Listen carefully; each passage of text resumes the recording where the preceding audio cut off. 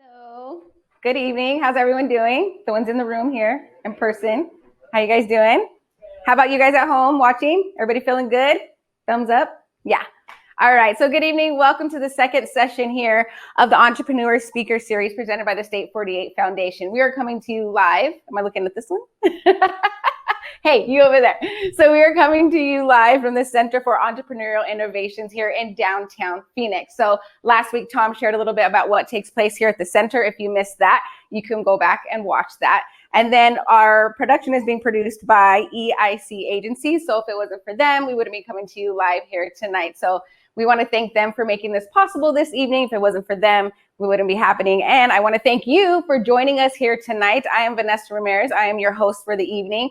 I am the morning traffic anchor for Channel 12, and then I'm also the in-game host for the Arizona Diamondbacks. So, in fact, I just worked this morning, and I just came from the D-backs game where, unfortunately, we lost. So it's been a very long day. But I'm excited to be here with you guys, and I want to give you a backstory about State 48 and how I became friends or familiar with them. So in 2014, Zach Hall, who you guys met last week during the first session, introduced me to Mike Spangenberg, or I call him Spank all the time, after a D-backs game. So we met, he told me about the clothing line. I was born and raised here, you know, Phoenician girl. So I was like, oh, this is amazing. I love this clothing line. I started modeling for them, and then we started working together and partnering on different community events. And ever since then, I mean, we've had a great partnership. They are an amazing group of guys, and they have started from, Mike shared last week, from $1,500. That's how they started their business. And then they've grown over the years, and they're doing some amazing things, including starting the State 48 Foundation. So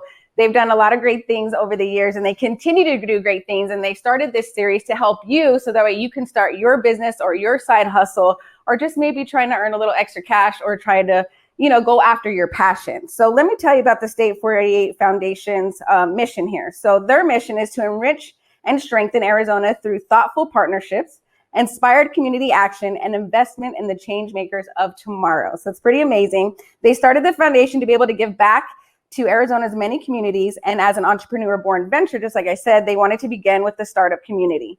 As part of our mission, the faster the entrepreneurial spirit, we are proud to be here with all of you aspiring or current business owners. So it's pretty exciting to have everyone here today. It's pretty exciting to have you guys watching us online. I mean, how neat is that to get some free information, how to start up your business, how to start an LLC, how to get your side hustle going. I mean, this is free. And these are from guys that are pretty successful, that are already started their businesses or have multiple businesses. So this is a pretty awesome series that we have here. So today you're going to hear from two speakers. We have David Freeman of Freestar and Carly Figman, who runs a program here at Center for Entrepreneurial Innovation. So this is where we're streaming live from. Thank you. We're excited to get some more information from you. But first, we are going to have our first speaker. We're going to learn some valuable information from this gentleman here. Let's give a big round of applause for David. And then as David's walking up here, I want to encourage you to stick around after to the very end of the session, because we have some valuable information how you can win grant money to start up your business or to help start up your business or your side hustle. So make sure you stick around for that. Hi. Hello. Hey, did you guys get that off? Oh, wait, should I move over a little bit? I don't want to cause any static. Okay, so first, how are you feeling this evening? Feeling fantastic. You said you traveled a little bit earlier, so you had an early start, just like I did. Yes, we have that in common. We started the day in New York and ended it with State 48. What a perfect day. Perfect day. So before we get to your background, how do you go through a day like that? I mean, you're in New York, you come back here to Arizona. How do you keep going and keep the momentum going throughout the day? The other option. I mean, some people get tired, right? You're like, you hear lots of excuses. I'm too tired. I don't want to go to the gym. I don't want to go to this meeting. I can't do this. I don't want to eat healthy. Like, how do you keep it going? Well, don't be an entrepreneur if that's going to stop you, because the reality is you just have to keep going and fight through, right? There's right. The long days, short days, whatever they are, whatever the world throws at you. I think that's probably the first and most important ingredient of being a successful entrepreneur, is just roll with the punches and you know, leave the excuses at the door. I like that. Leave the excuses at the door. Okay, so give us a little background on yourself. Tell us how you got started and where you're from.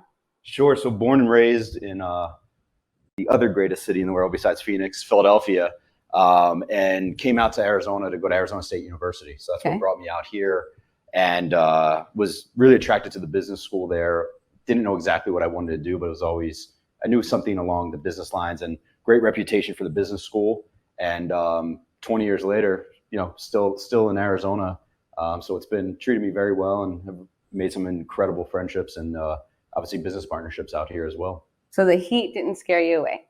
It did not. It took some adjusting though. Right? Yes. I mean, we're in typically fall, right? And it's still like 104 outside. So thanks for sticking around. We're glad to have you here in the Arizona heat. So like I said, you started Freestar. What is Freestar? It's the question that my mom and dad still ask me almost every day. So really, every time you see an ad on the internet, that ad is getting auctioned off, right? I think a lot of people here know the Barrett-Jackson auction. You've got the auctioneer up there auctioning off each car, and that's happening billions upon billions of times in our company every single month. And the whole technology aspect of that is where we come in play. So we work with all different types of websites, from Reuters and Al Jazeera, and your more, call it, traditional news source, Barstool Sports, Food 52. But all of these sites are, in my opinion, subject matter experts, right? Whether it's sports or food or news or whatever it may be.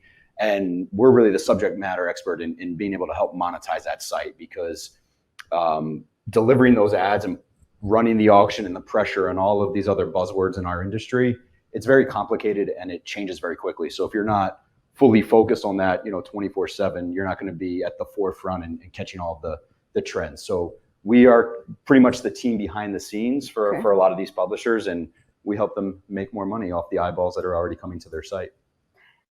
Does that make any sense? Because most people still have no clue. I'm like, it sounds great. I love it. Sounds like a great business. So how and why that business? So how and why is because it was kind of born out of being kind of in those shoes as having my own website, and pretty much getting taken advantage of because I didn't know how to actually do this. So my senior year at Arizona State University, I started my first company, which was called Tempe 12. Oh, okay. And, people, and that reaction usually would come up to where people would be like, oh, okay. And it was, simple concept at the time where featured girls with a 3.0 GPA or higher at school, put them in a calendar and sold ads to local businesses and handed them out to students. Okay. Okay. With that being your first business, I mean, I'm sure you got some backlash from that. How did you handle that? Like, what was the next? I mean, how you just explained it. So, I mean, how did you handle that when people came out to you like, how are you doing this business? Why did you do this? Do you have any, how do you just deal with the backlash of it? Focusing on the job at hand. I think it goes back to not getting caught up in what other people think or say about you. Everyone's going to doubt you. And, at that time, while people were, I think, wasting a lot of energy judging me, who never met me, I was in the office kind of working on the craft, so to speak, perfecting what we were doing.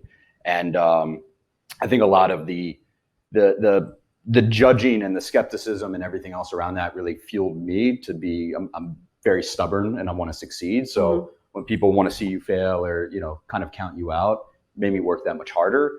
And all along the lines, I knew what I was doing and I knew I was running a great company. I understand to some people, they can perceive it however they would like. But I think that goes to, people are usually quick to judge someone. I don't judge people. I think it's maybe more profiling, right? It's human instinct. You're gonna, when you first see someone, but the way I've built my own personal network is open arms and open doors, if you will. I'll take a meeting with anyone, take a call with anyone, and it leads to amazing things. And it might not be something that, technically helps you right now, or you can help someone else, but just building out that network, to me, it's just about good people. And if you surround yourself with good people, good things will happen. But what happened at the Tempe 12 days was, it was during this transformation from print to digital. Okay. And while the calendar was kind of selling these local ads to local businesses, the next thing I knew was I had a website with millions of visitors coming to it, and I had no idea how to make money online. And after, kind of hearing sales pitches from everyone that is sort of like who Freestar is today, they overpromised and underdelivered.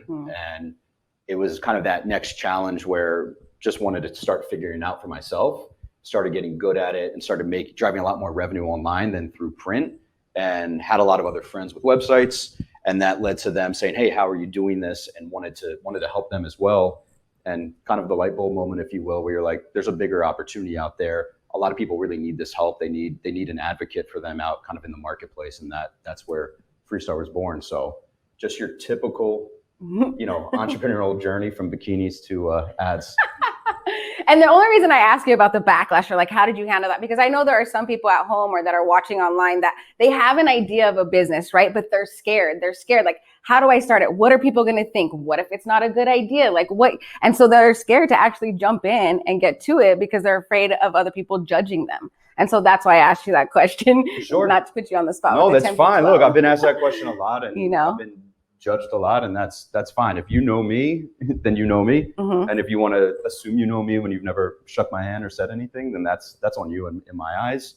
But I think that's what you just said is everyone's biggest hurdle to getting started, right? It's the self-doubt or hearing the noises in your head. And I'd like to think probably a very confident person. When I put my mind to something, I'm going to go do it, and I block out all the noise and also block out all of the, we'll go back to the Tempe 12 days. A lot of people obviously wanted to, let's hang out, let's meet. This is a cool company. It's like, no, good people, and kind of keep your circle close, but open to having conversations with anyone. See, very good advice. I love it. Okay, so you had Tempe 12, Freestar, and you've done other ventures since then. How did you get a vision for each of these? Where did the vision come from?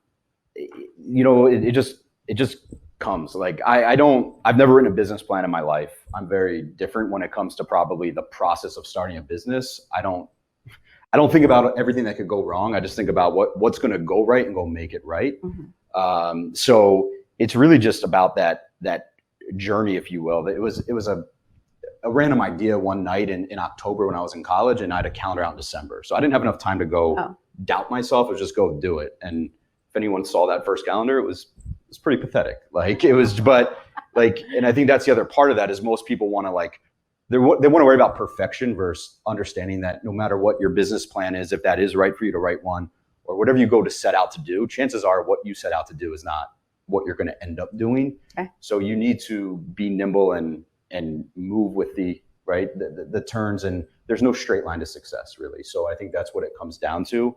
And you hear me talk a lot about relationships because to me that's what it's all about.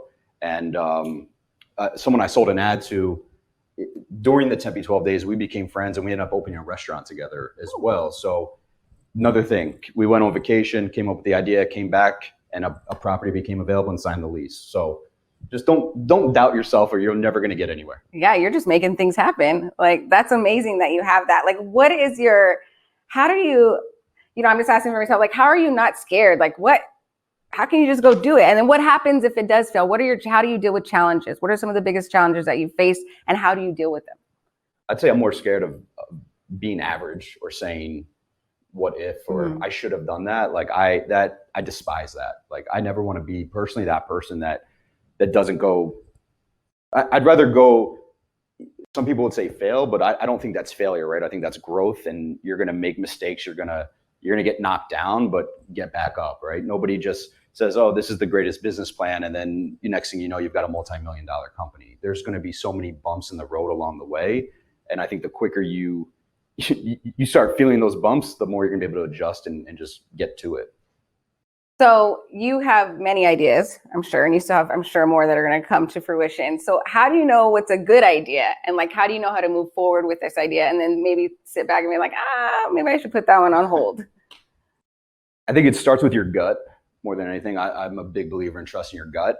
And then, you sprinkle some of those ideas out to people. And I write down a lot of stuff at night. And then in the morning, I'm like, was that just one too many glasses of wine? And I thought it was a good idea. Is it really a good idea? And I think a little self-check the next day, but it's really a gut. And, I think there's a fine line of asking other people their opinion, because I think usually people are going to doubt you or kind of question you and not necessarily push you in that right direction. So if something was that easy or someone else had that idea, right, it would have been done as well. So I think it just comes down to if you think it's a good idea, go do it. Because I can guarantee you, even if that business never makes $1 and you go out of business, you're going to learn more than you will sitting at a desk 9 to 5. Right. And you're going to at least get that real life experience and meet some amazing people in the way that could open up other doors for you.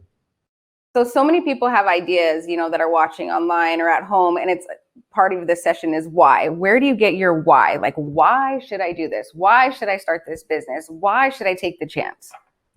Sure. So my Freestar is our, public name, but the actual corporation name is Publisher First. And Publisher First is kind of our guiding light. And in a very simple manner, what that means is everyone in the kind of the advertising world caters towards the advertiser, right? Where the dollars are, and they want to make sure they're happy. And it's usually at the detriment of the publisher, of the actual website owner that's making the content and creating those eyeballs. So we've kind of flipped the whole industry upside down almost by just saying what sounds very simple and common sense, but putting the publisher first. Okay. So that is our why in Freestar in my company right now is we want to do everything because we work off a rev share model, plain and simple. So, right, the more money we make them, the more we make. And this isn't about making a quick buck, so to speak, or do something where you're like, oh, we made an extra X amount of dollars today. How do we create long-term growth for these companies and the sustainable business for the long term? So that's the why. I mean, that is really why we get out of bed every day. And, sometimes we have these conversations internally in the company where it's like, putting ads on the internet, is that really you're not curing cancer. You're not really doing anything maybe that's helping the community. But then you get some emails from publishers that write you and say, thanks to you guys, I was about to go out of business. I just hired more people. We got a picture today. It was the most heartwarming family with their baby all in Freestar stuff. And they're like, we were able to quit our jobs and be full-time with this company because of what you've done. So I think those are for us and for me, and I have the chills even saying that, those are great reminders of our why. And, internally throughout the company, everybody knows that is the guiding light, the principle, the North Star that we continue to shoot for is really doing what's right for the publisher. Oh, that's awesome that you're making those impacts and you can share some of those stories, because that is you're putting on that hard work and you're hustling in the long hours and you're you maybe get down a little bit, but then you read those emails or those responses and it just lifts you back up and you're like, exactly, this is my why.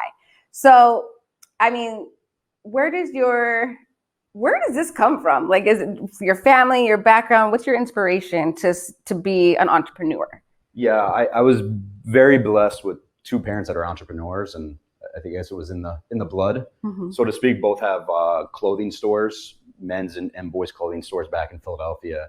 And I think it starts with work ethic. I mean, I C student in high school, ASU accepted me.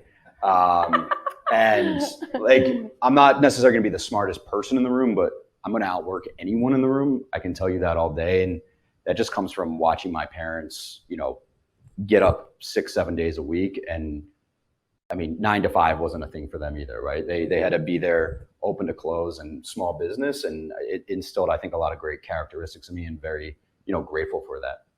That's awesome. So for someone at home that's watching and they didn't have that growing up from their parents, and maybe they don't have that experience or, that guidance, how do you suggest that they get motivated and get going to actually produce their idea or move forward with their idea?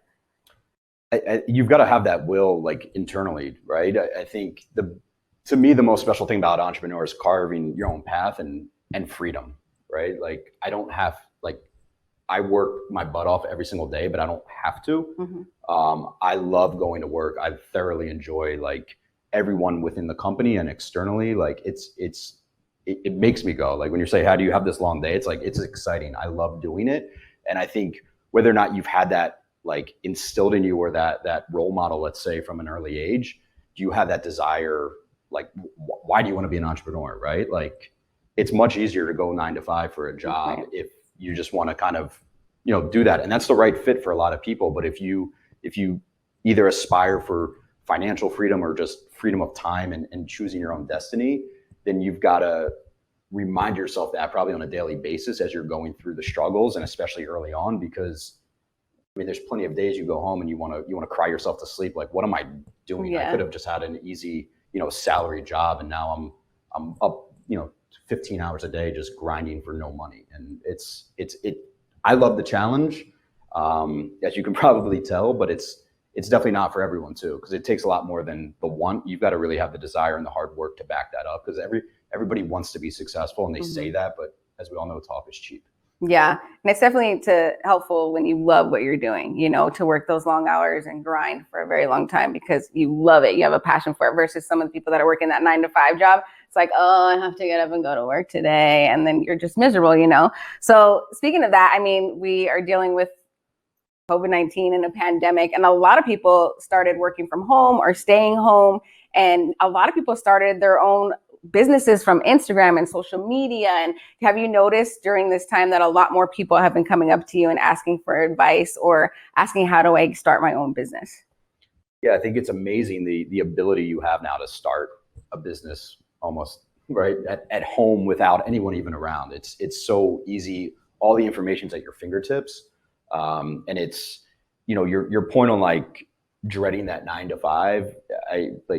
That's why I feel like the luckiest person in the world, because I've never had that. And at the very end of like, after 10 years of running Tempe 12, it was like, I didn't have the desire anymore to do it. And it was like, I just knew like it was time to sell it and move on. Okay. Because I can't fake it. I can't just show up and clock in and clock out. If I'm going to do something, I'm going to give it 1,000%. So, I think finding that passion first and foremost of something you are going to be passionate about and care about, then, as the cliche goes, right, you're never going to work a day in your life. And I think it is very true in a lot of ways. That's awesome. And I know so many people have started these businesses. I see them popping up all over social media, even from like college students. I have a girlfriend of mine that her daughter started an eyelash business during this time, selling eyelashes on Instagram. And it's just amazing to see these young entrepreneurs like, trying to do big things. So it's pretty amazing. So a couple other questions for you. When you were starting your businesses and you're coming out and you're telling people about your ideas and you're telling people, this is what I want to do. I want to be an entrepreneur. I'm sure you received a lot of feedback. Just like I know a lot of people at home, when they're sharing their ideas and their businesses, they're getting a lot of feedback. Like, maybe you shouldn't do this. Is this a good idea? Are you going to make money? What about, health benefits? I don't know, certain questions. So how did you deal with all the feedback of people trying to tell you not to move forward?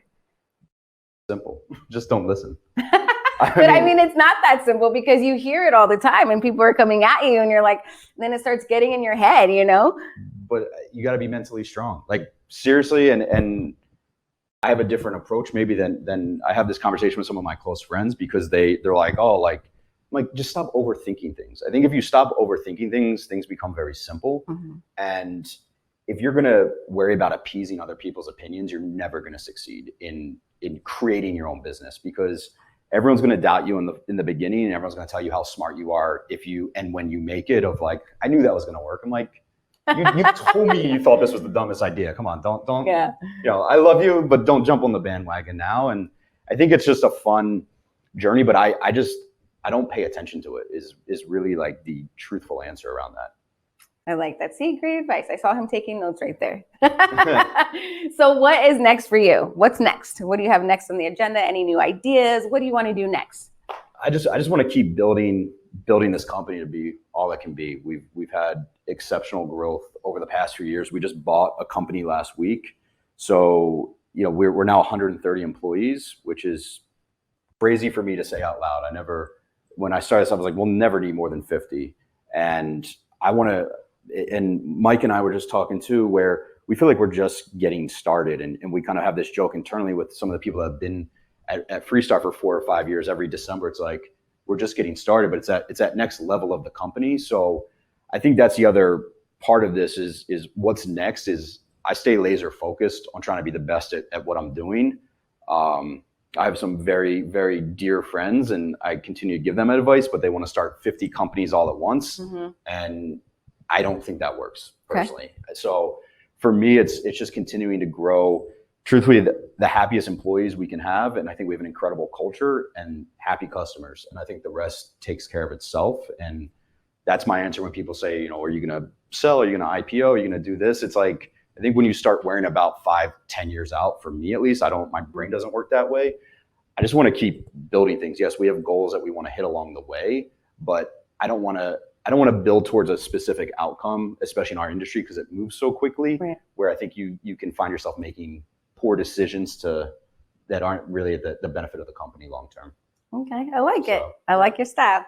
I know we're going to have a Q&A session with you later, but just any advice for the viewers at home on I know we've shared a lot with them already, but just quick, like a quick inspirational saying or something just to get them pumped, to keep moving forward? I mean, Nike said it best, right? Just do it. I mean, it's don't doubt yourself, and you also, right? Mike started this company with $1,500. I think that's the other thing. People think they need to go raise all this money. Like, you don't. Plain and simple. You need to get scrappy and work your butt off, but you don't need to raise money. You need to get out there and start doing it, and just be open to understanding like that is going to be a windy path, and roll with the punches. Don't get stubborn that you have to go this path, because it is going to change. So the quicker you get started, the quicker you're going to mess up, and then the quicker you're going to learn and start excelling at it. So that's nice. my advice. Thank you. All right, Absolutely. Let's hear it for David Freeman, a Freed star, formerly and also did Tempe 12. Good to know. Background information there, huh? All right, guys. So that was pretty informative. I liked it. We're definitely going to do a Q&A after, but we have our next speaker getting ready to come up here, and she's going to share a little presentation with us. So we have Carly coming up in a moment. She's getting mic'd up. But how are you guys feeling here in the room? Inspired? Again, some valuable information. I saw you taking notes. So that's awesome that you can use it later, and go back to it. And also back at home, if you feel like you need to rewatch this video, you can do so as well. And make sure you stick around at the end of this session, because again, I have some valuable information on how you can win grant money to help start your own business, your LLC, your grind, your hustle. I mean, like I said, I have a friend of mine, her daughter is 18, starting an eyelash business, all from social media. So, I mean, if she can do it, you can do it too. And here, the State 48 Foundation is getting ready to help you with that grant money. So Carly, you ready to take the stage? All right, let's hear it for Carly.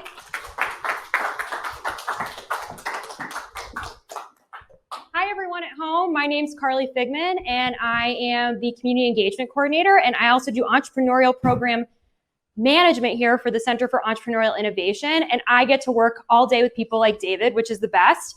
Only they're a little bit earlier in their journey, so they are not as successful yet, but I will be really thrilled if I get someone like you by the end of the year. So what we do here is take people through a journey of going, okay, now you have your why. That is awesome. But do you actually have an audience to sell it to?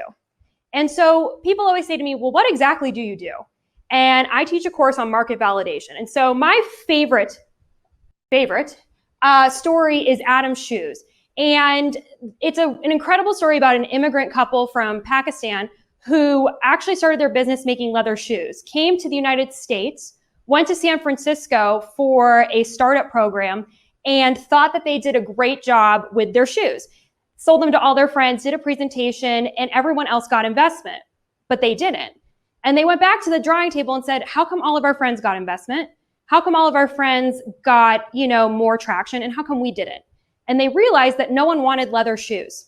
So they embarked on their validation journey by going into shoe stores and interviewing managers of shoe stores and saying, what are your customers asking for? What kind of shoes do they want? What are they wearing them for? What kind of fabrics do they like? So how did they go from a leather shoe to a shoe that Vogue said is the most thoughtfully designed sneaker ever? Hard work, customer interviews. They ordered one prototype. So they ordered one size 10.5 shoe, put out an ad on Craigslist, and had hundreds of people come over to their apartment to try it on for feedback. That is what every entrepreneur should do. You have to have heart, you have to have grit, and like David said, you got to do it.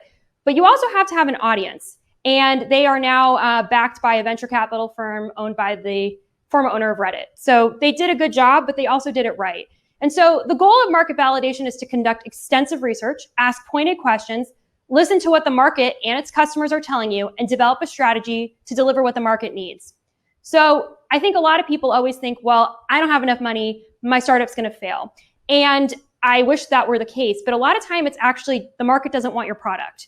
You can have the greatest idea in the world, but if people aren't going to buy it, you can't sell, right? So we obviously are here because of State 48.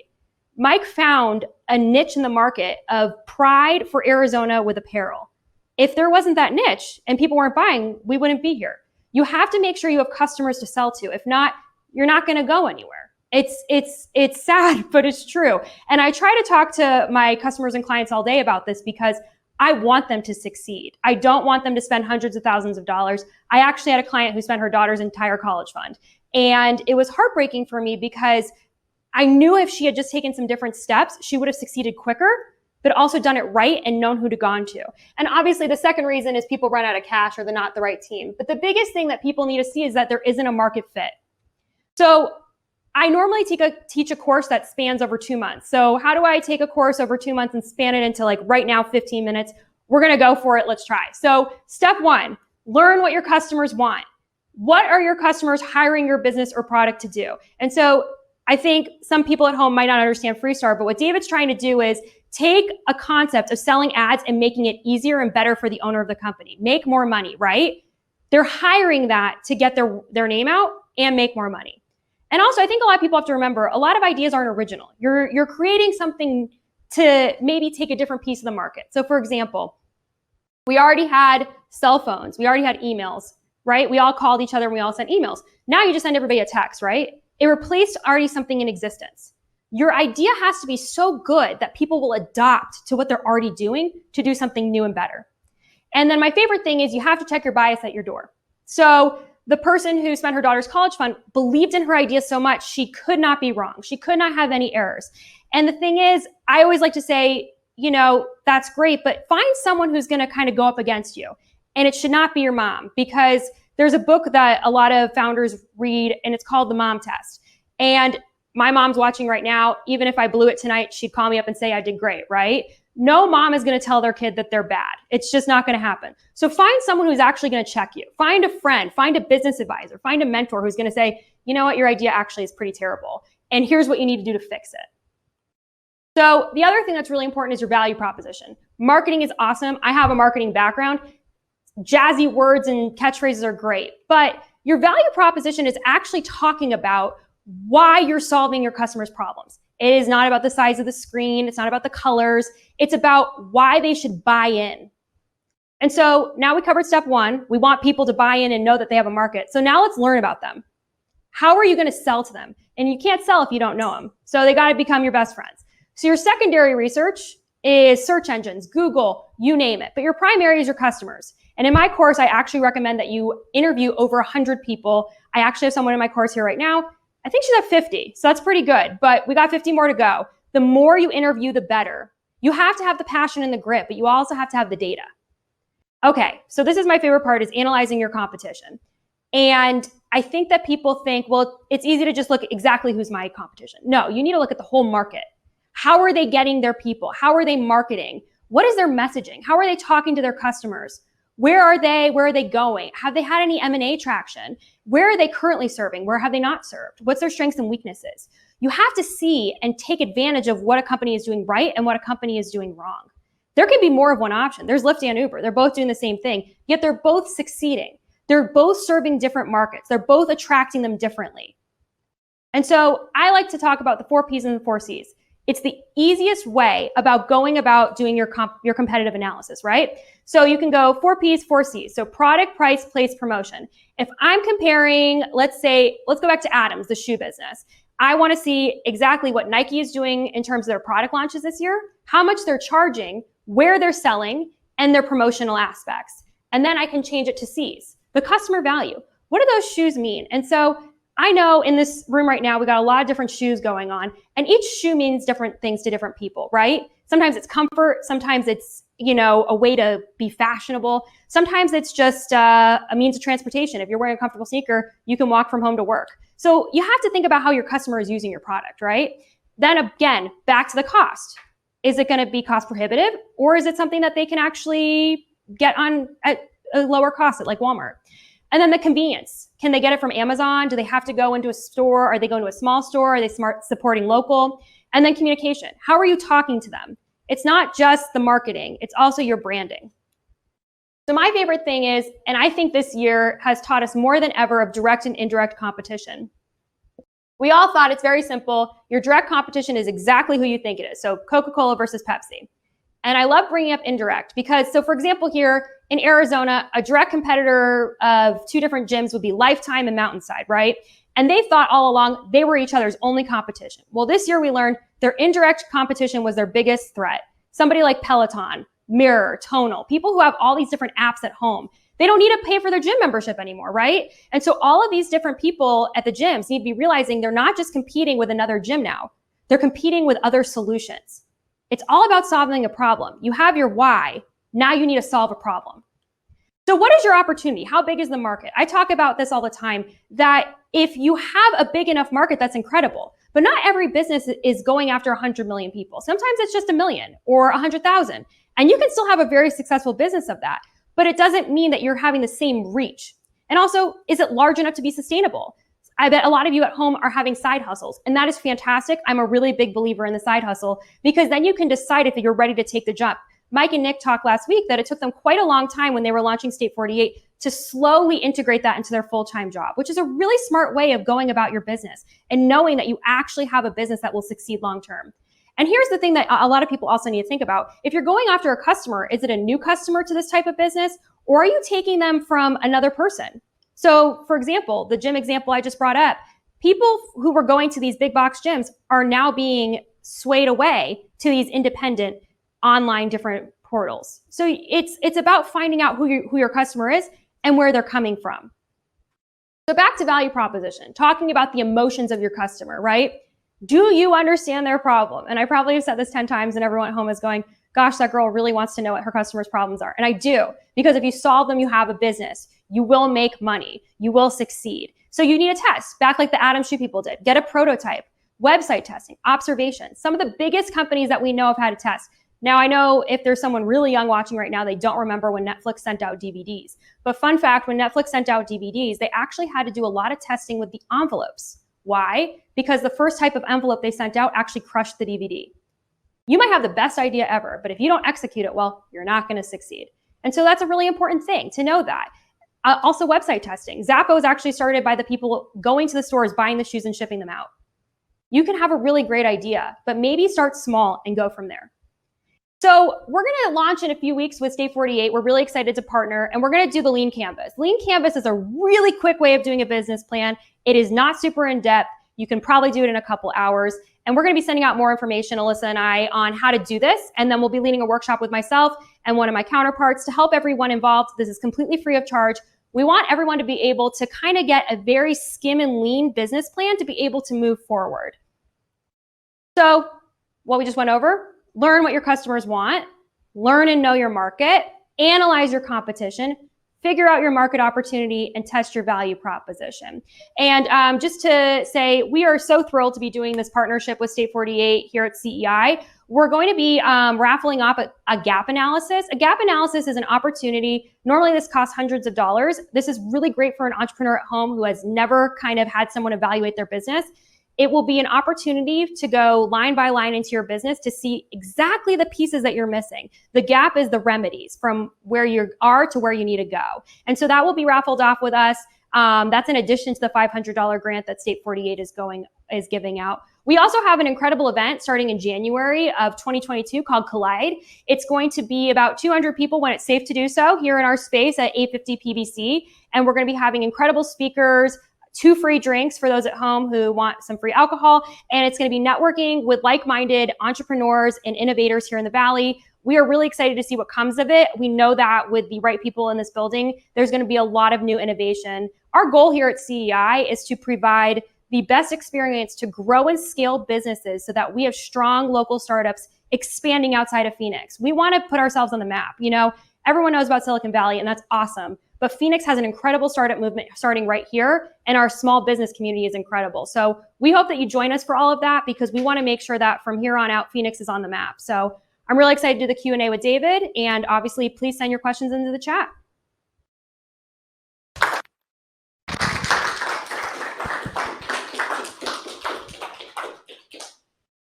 All right. Good job, Carly. We have a lot of valuable information from Carly and David, and I'm just like blown away. I've learned so much this evening from just the second session, and there's still more sessions to go. So there's a lot more information that you guys are going to learn as the weeks go on. But for now, we're going to switch it over to Janice. She's going to do our Q&A session virtually. So if you have any questions, start putting them there in the chat, and then we'll also come back here in the room. So if you guys have any questions as well. So we'll have David and Carly come back up for that Q&A session.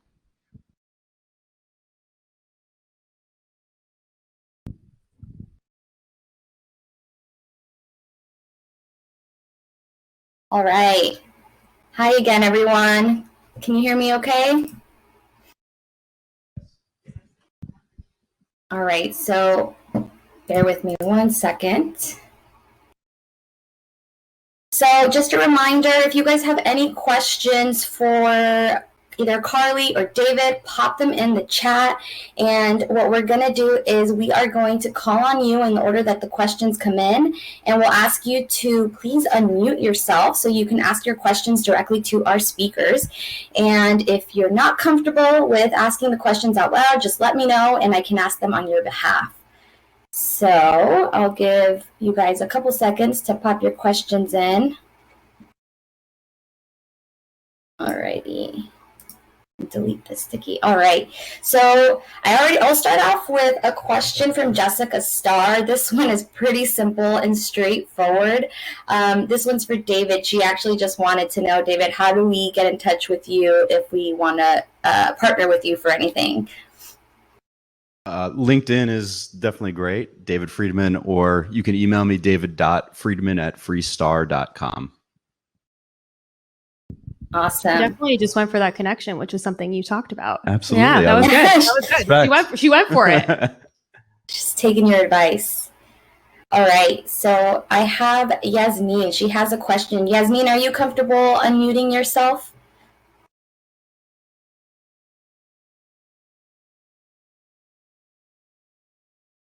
Oh, okay. Let me ask for her. She just wanted to know if there's a cost to join CEI. Yeah, there is. Actually, I forgot to mention it. My apologies. We're actually doing a 25% discount for anyone who watches this. I actually do interviews with everyone who wants to join to see what their business is like. It's extremely hands-on. We do a lot of different programming. We actually have an incubator at the Gateway Community College campus. And then we also have this new facility where we're at right now at 850 PBC. So we have a lot of programming. If she wants to go, head to our website, ceigateway.com. Or she can reach out to me. I believe my email is behind us, but it's Carly, Carly.Figman @ceigateway.com. And we can talk about all the different programs. But the Lean Canvas workshop's 100% free. So we will be doing that free of charge for everyone attending. Great. Awesome. And then we popped it in the chat right there if you guys want easy access to her email address. All right. Anybody else have any questions? Or anybody in person have any questions? It's a shy group, Janice. We had way more questions last week. Okay, looks like we have one in person. So let's go to in person. And I do have some questions myself. So we'll go ahead. This is a question for David. So publisher first, obviously, like you guys have found really great product market fit. Was it always so broad as just publishers, or how did you kind of segment kind of who you were going after and customize that value prop? And what has that process been from starting out to getting to a place now where you have so many different verticals that you guys serve? Sure. Yeah. So it's really anyone with a website with a lot of visitors or eyeballs coming to it is a potential client. So we work with starting more of the traditional news, we'll say, and just kind of information online, but we've branched out into e-commerce. We work with Fanatics, with Sears, with JCPenney, Kmart. They're still around online. But it's really always been around just a good quality audience online. So it doesn't really matter to us what type, as long as they're open to making money via ads on their site. But it's evolved in the sense that, and we didn't really go into this, but like I always talk about in the beginning days, we just made up core values and threw them on the wall because that's what you're supposed to do. And they were just BS. And I like had to look in the mirror and be like, if I don't even know these or live by these, like, what are we doing here? And I think that's part of like just getting started. Like that took some time to actually like develop who we are as a company, know who we are, our identity, and it evolves over time as well. And I think now, 5-6 years later, we know who we are, but it took a while to get there. Hey, David, on that note, is there a minimum visitor count that needed to go to the website in order for you to work with them? We base it more off revenue. We want to see about $10,000 a month in kind of total revenue. It can vary where that breaks down, but probably in the, maybe the million-ish visitor range. But I will add on that though, Mike, in the beginning days too, it was, yes to everyone and anyone. And I think one of those other big lessons just as an entrepreneur is like, not every dollar is equal, we'll say. And sometimes those really small clients are the noisiest, sucking up the most amount of time. In the beginning days though, anyone that's going to, give you the opportunity, you got to jump out too, but starting to understand that, you only have limited time as well. I'm glad you brought that up, because I have a question that I think I'd like to ask about the journey from the beginning. And if you could talk about the importance of resources versus resourcefulness, and how maybe that has come into play along your journey as you've become what you've become today. The journey's been it's been just that. It's been a journey. So it's definitely been about resourcefulness, not resources. I like the way you put that, and just hard work and grinding it out. I mean, be ready to work all hours of the day and wear all hats, so to speak. I mean, I personally love selling, and I'm delivered pretty much all of our sales, especially early days, but then had to put on the accounting hat that doesn't fit too well, and had this god awful like spreadsheet that was all only made sense in my head of rainbows of like where things stood. And then, we were subleasing office. We didn't have any money to even get an office, and we got locked out of the office because the guy we were paying wasn't paying his bill. So it's all about resourcefulness and kind of optimism. I think you need a little bit of blind faith in yourself if you're going to go down this journey. And, but all of those things, I think taking that in stride too, of like when we got locked out of the office, it was on a Friday, and I never forget, like we had 3 employees, and the people that came at that time, I think were even questioning if we had the money to pay them their salary. And I rest assured we did. So it was a really bad look when you're locked out of your office. And I just said to the guys, like, we're going to look back at this and laugh at it. Let's go to a coffee shop. Monday, I'll have a new office for us, and dialed every friend I knew to look for some space. But it's the scrappy resourcefulness, especially in the early days. I think we're, fortunate over time of growing. And I think that's the other thing too, is running a profitable business, which might sound crazy, but that's in my DNA. A lot of people like to raise a lot of money and burn a lot of cash. In certain industries that works. And look, certain people, every strategy is going to be different. This is what's worked for me. So I'm not trying to sit here and say, this is how you have to do it. But I think when you don't have money, you need to be a lot more resourceful, right? And you need to roll up your sleeves and learn every in and out of the business as well, versus like, oh, we'll throw some money at this, throw some money at this. Money's not going to fix problems, right? You need the real solutions, and no one's going to know those solutions better than you as a founder as well. So don't ever get caught up, in my eyes, I think, unless you're going in some crazy different vertical. Like you can start something with, $500, if even that. Sure. So I actually want to comment on that, because I think that a lot of your success became from how driven you are. And we're really lucky here in the Phoenix area that we have a lot of state and federal resources that I hope that everyone watching at home takes advantage of. CEI is actually funded through the community college system. So we're here to help, and we offer a lot of very low cost opportunities, but there are a lot of also free opportunities here in town. GPEC, the Greater Phoenix Economic Council, hosts monthly different webinars of different types of industries. There's also SCORE for small businesses. There's a lot of people who are retired attorneys, accountants who mentor with SCORE, and you'd be able to get a free mentor to help start up your business. So we're very fortunate here in Phoenix, and I will work with Alyssa to get those resources out to everybody, that there are great ways to get your business started for free. So if you do struggle with accounting, take advantage of a person who's either discounting their rate or does it for free because of state or locally funded programming. And we are very lucky here in Phoenix that we have the opportunities we do, because not every state and city has a CEI, has GPEC, the Arizona Commerce Authority. There's so many different opportunities for grants and competitions for pitch out here. So definitely stay in the loop now that you're watching and you're getting engaged in the entrepreneurial startup ecosystem down here. There's more to come, and we're on the up and up, and this is an incredible city to be a part of for it. Awesome. Thank you guys. I got off camera, so now you're just going to hear my voice. But I do have another question from the virtual audience. This is from Solida Rivas, and this will go to either of you. She wants to know, what advice can you give to someone that wants to create a product but is unsure of how to start? Ooh, that's a tough one. It depends what industry. I work with a lot of people in bio, med, tech, and it depends if there's regulatory. So I don't know if she's walking down that route. But I think the biggest thing is kind of like I talked about is the research and figure out if there's another product very similar to the one that you're launching, what are they doing? And so it might not be exactly the same, but you can at least see their roadmap and what it took them and how long.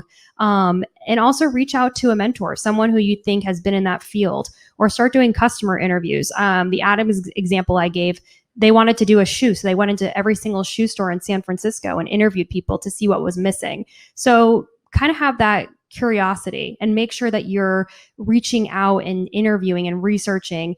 Look at free databases. Crunchbase has some free aspects to it, but also has some paid. But if they have an ASU email, I know the ASU actually used to sponsor free accounts. So reach out to a CEI, reach out to a GPEC, and figure out if your product can fit into the marketplace. I think that was great. I think the other thing too, to hit on that, is LinkedIn to me is one of the greatest tools on the planet. There's someone out there that has done it, or a derivative of what you're trying to do. Ask for help. Don't be shy. Don't be stubborn. Like you were saying, no one's really creating original products, right? They're all an iteration of something else for the most part out there. So just ask, and I think you'll be surprised at people's willingness to help. That doesn't mean you send 5 emails or 5 LinkedIn messages and you get the response. I mean, you got to be that quasi stalker at times and really blast out and find those right people. But for the most part, people have I think a good heart and want to help feed this, especially in Phoenix, this startup environment. So definitely ask. Yeah, so this is kind of for both of you. I love that this is like a contrast between, David, you're like, just do it. Business plan doesn't matter. Carly, you're like, we can do all the research and we can find exactly what you need. David, as you have grown your companies, have you sought out things like what Carly provides? Like, have you found someone that does that as your companies have gotten larger? And Carly, on the contrast to that, have you taken someone in and then realized that the way that you do stuff isn't for them, but then still seen them succeed as well? Either of you can answer first. So I like to always say there's a pizza shop on every corner, right? And right now here in downtown Phoenix, there are 5 pizza shops within a 1-mile walking distance of us, right? Yeah, right? But at least all are in business, right? So they're attracting a different customer and audience member to each one. Some of the pizza places are more expensive. Some of them are fast casual. Some of them serve alcohol. Some don't. But yet they still have a customer. And so that's how I feel about startup resources. Everyone's going to do it differently, right? Here's the thing that David has, grit. And I think there's a lot of people who say they're going to do it and they just don't. And so if you can, do it. But I think that a lot of different products and companies need that vet and research, because if you do want to go after a venture capital kind of investor route, you need to have a pitch deck. And everything that I went over preps you for a pitch deck. So all that research, all that time, it is basically like saying, here you go. And then when an investor comes and looks at it, says, okay, you're investable. And so the whole course actually came because investors were saying to us, people don't know what they're doing. They didn't see if there's actually a market. We want people to succeed. But what you did was you found a solution. You were kind of upset about digital ads and you wanted to make it better. And so I think that good companies come out from someone finding something that's wrong. I think you can do it both ways. I think our way is very specific to funding and pitch decks and venture capital and getting an investor. Mind you, an investor can invest $5,000 or $1 million. All the above is good. Who doesn't want an investor? But I think the most important thing is, are you starting? Because everyone says, I could have an Uber. No, not everyone can have an Uber. And we talked about this. There's no such thing as the 9 to 5 anymore. If you're an entrepreneur, you have to grind. And so whether you take my course or you do resources here in town, that's awesome. I encourage that. You can do both. You can be super gritty, grindy, put your head to the ground and just work your off. And I think that that's what was impressive. And so I think people need to realize that working at home, this is not an overnight thing. This takes a lot of time and energy. And I probably am working with people mostly who are just starting and have that idea. The person who asked the question about the product. So that's my bread and butter. And the opposing view. No, but no, it's that's what I was saying before, right? Everyone has their own way of accomplishing things. And the lean business plan, I was sitting back there, I'm like, damn, I wish I saw that before. Cause like I could have done that. And that probably would have, and that probably helped alleviate probably some of the mistakes I've made along the way. But I also think, right, like when you don't plan anything, there's pluses and minuses to that as well. Perfect. But you know, there's no right or wrong. And I think the other thing too is like, if you're trying to go raise money from, and especially like institutional investors, and you need a ton of cash, like don't do it the way I'm doing it. You're going to be laughed at. But the flip side is I don't ever want an investor early on personally, because you're going to give up a ton of your company and you're going to have a new boss. You're not going to be an entrepreneur. So I think if you can find, for me, like more of an advisor or someone to go to with questions that has been through that in the past, that's been the path for me. But I didn't need, $10 million to start this company. I could start it kind of, with a couple bucks, so to speak. Also, to follow up on that question, I just want to say both work. Yeah. Both work. So if you're sitting at home and you're like, I don't know, do something, anything, like create a website, create an Instagram, Google how to file a trademark. I mean, we live in a great time. You can Google anything. And not only can you Google anything, you can Google how to find someone. And kind of back to the advisor thing, I would say at CEI, our most generous mentors are people who are in the twilight of their career, have sold their businesses, and now just want to give back. And so there are more people than you would know who want to give up their time. And one of them sold his business for multi-millions who we work with. I mean, the whole thing is just finding your resources. And some people need a little bit of handholding and some people don't, but both are good. Just do anything. Great. No, doing nothing is not the answer. We have a few more questions from the virtual audience that I want to get to. One of them you kind of already touched on. So Shelly, I'm going to ask your question next. She wanted to know, how does somebody enroll for the raffle to win the gap analysis? Carly. Yes, Alyssa, we are going to, for the gap analysis, Alyssa? Anyone that attended live today, anyone, you are all entered to win. But I mean, here's the deal. I think if you sign up for the CEI emails and you get involved with our programming, you never know what might happen. So feel free to shoot me an email. I'm pretty nice. Thanks, Carly. And then David, this one's for you. AC wants to know, how do you handle working with someone who doesn't work as hard as you do? That is a phenomenal question that took me a very long time to understand. I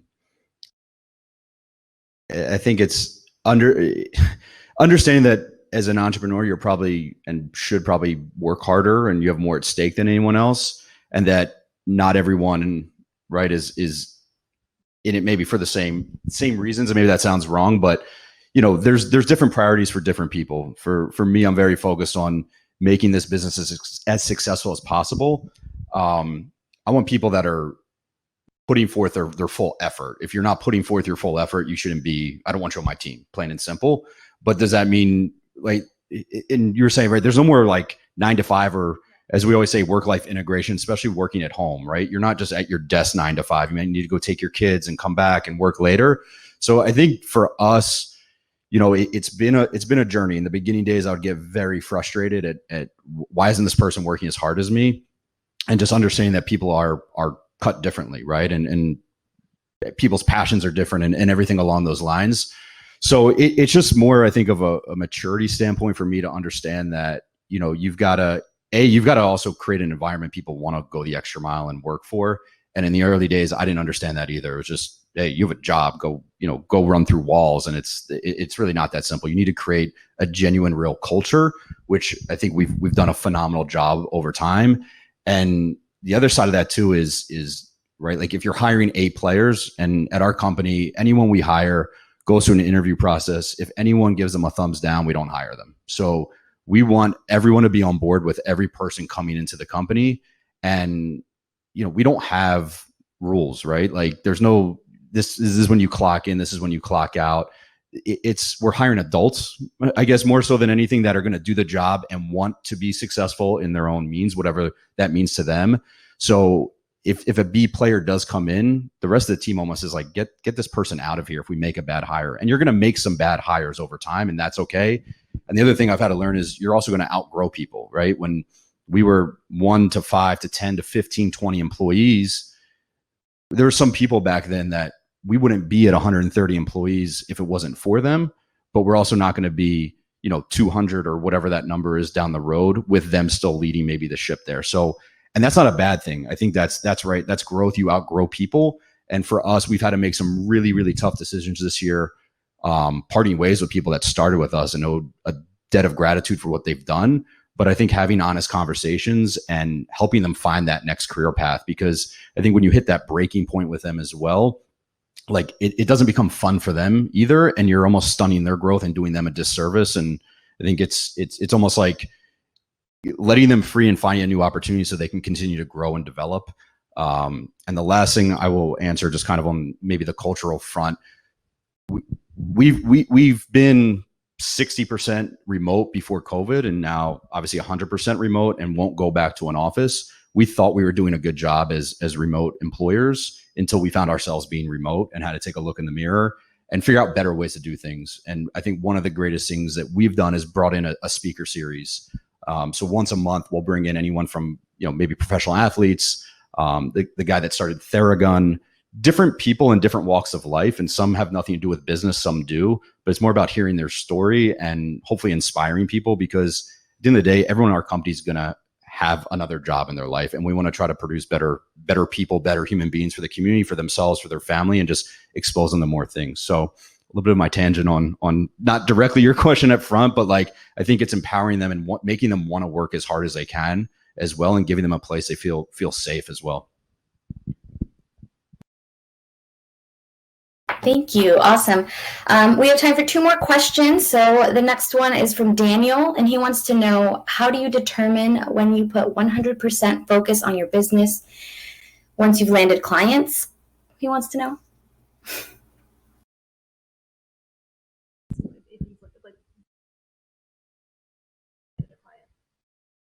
If I'm understanding the question for me, I mean, when I start the business, I put 100% focus in it, and I can't be successful dipping my toes into anything. I need to be fully ingrained in it and live and breathe it. And I've learned how to balance it a little bit more and shut some things down at night. But in the past, it's also been a problem, plain and simple. And I'll say personal relationships and things of that nature, where you just become so obsessed. But you've got to be 100% in. But that doesn't mean that, nothing else in your life matters. You've got to take care of loved ones, family, and things that matter to you as well. So once again, the beauty of the world we work in now, you can do something at 11 o'clock at night if you want to go out to dinner and, do that if your job permits or whatever it may be. But I've never met a successful entrepreneur personally that isn't, 100% in. So I it's an interesting question, because, I think no matter what, if it's a side hustle or not, you should still be 100% invested. And I have some friends who have taken their side hustles and made them very successful careers full time. And I think the important thing is, regardless if it's a side hustle, a full-time thing, a customer is a customer, and that's incredible. But is one customer going to transition your whole business? You need to have a full buy-in of a lot of customers to know that, okay, you got something going. So you should always put 100% in, whatever your job is, because I think it's really important. I think that translates to your customers. If you are putting your 100% in, then people will actually want to buy into whatever you're doing. Your attitude matters. I'm a very big believer. You're the first step into your business. So you're selling your business right now. Someone goes, how do I get in touch with you? They obviously liked listening to you. And that's a good thing. So always put 100%. Maybe don't leave your 9 to 5 if you have really good benefits. Make sure that you have more than one customer before you do that. I'm obviously a little bit more conservative. Your story is, I think, very unique. And unfortunately, I see a lot of the downfall of bad startups. And so definitely make sure that you're prepared, but always put 100% in. You got to. Agreed. But I think if it is a side hustle, you're still putting 100% in to that point. It's not, oh, I want to go do this now and go do that because it's more fun. Like it comes down to the hard work. That doesn't mean it's your point. If you got great benefits and things to get that side hustle into the career, then that's great. But 100% is 100%. It should always be 100% energy. Okay, and that actually leads us to our last question perfectly. So, David, I'll ask this one to you.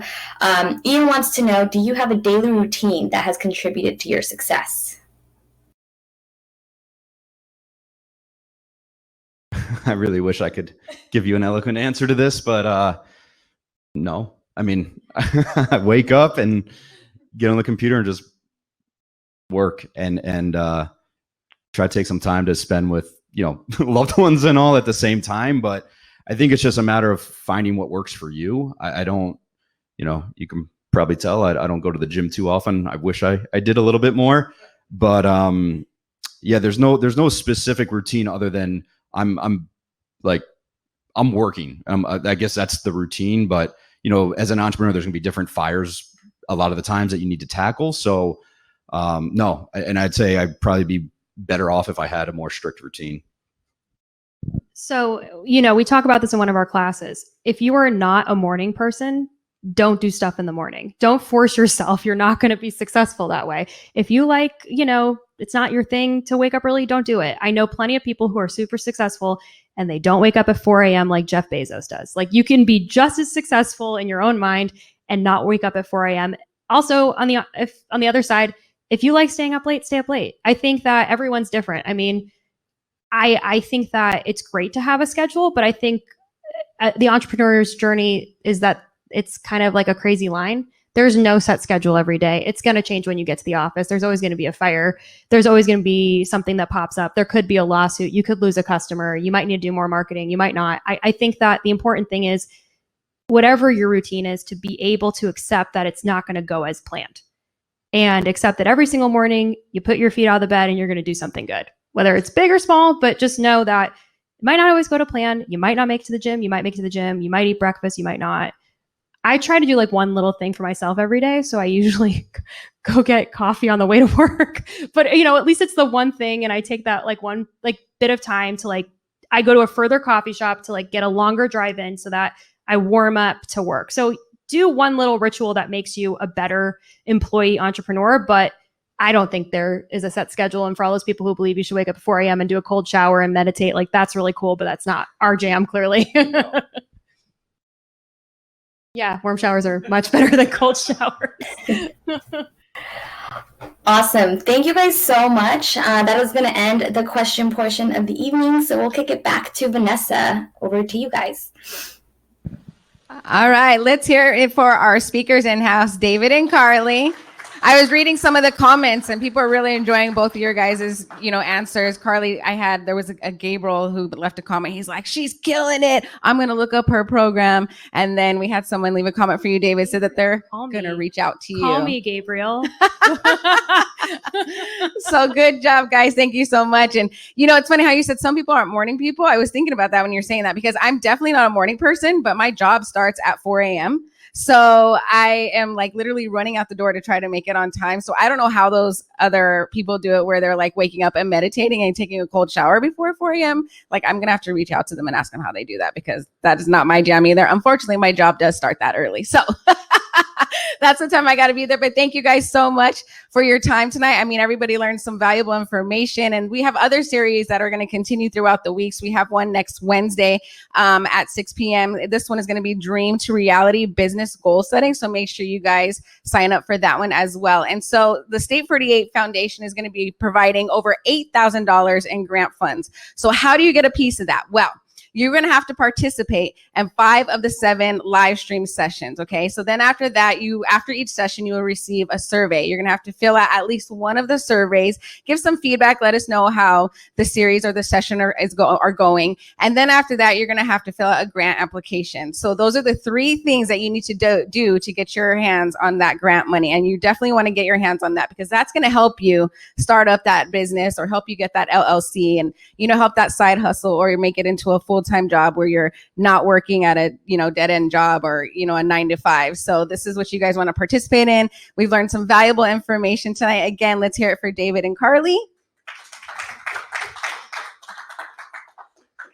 She's going to kill me for this, but so we're sponsors of this event with State 48 and we love working with them, but there's someone who's always in the back, and that's my colleague, Jonna, and she runs the tech on this every single week. So I just want to give a shout out to Jonna, because she's going to be doing this for the next 8 Wednesday nights, and she does a great job. So thank you, Jonna. All right. We also want to thank EIC Agency and CEI for providing the space where we'll be live every week. So again, thank you guys for joining us. If you want to watch us again, it's going to be up on the website later. And then if you have any questions, you can email the foundation at state48.com, and then they'll get back to you as quickly as possible. Until then, have a great evening, and then get out there and go get them. Go start that business. Thank you, guys.